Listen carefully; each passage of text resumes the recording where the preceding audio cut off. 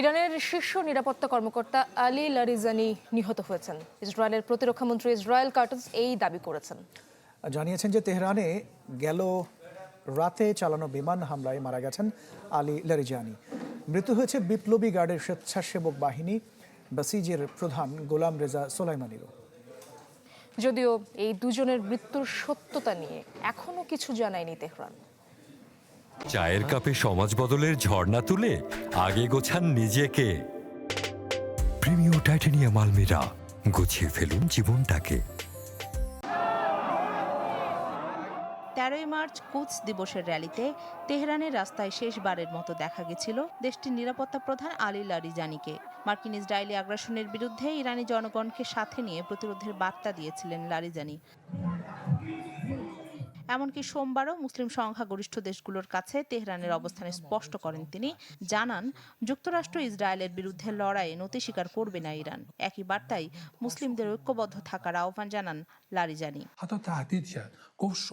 এর একদিনের মাথায় তাকে হত্যার কথা জানালো ইসরায়েল। যুদ্ধের 18তম দিনে ইসরায়েলের প্রতিরক্ষা মন্ত্রী জানান, প্রয়াত আয়াতুল্লাহ আলী খামেনির সাথে মৃত্যুর মিছিলে সামিল হয়েছেন লারিজানি।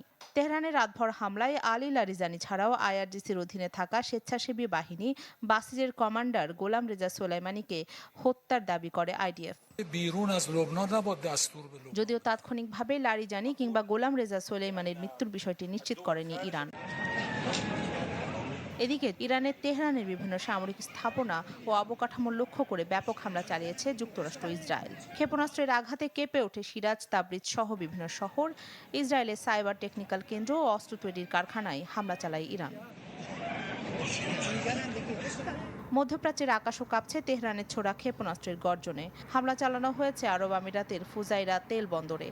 আংশিক বন্ধ হয়ে যায় বন্দরের কার্যক্রম। গেল 4 দিনে তৃতীয়বার হামলা হলো ফুজাইরাতে। এছাড়া দুবাইয়ে ক্ষেপণাস্ত্রের ধ্বংসাবশেষের আঘাতে নিহত হয়েছেন এক পাকিস্তানি নাগরিক।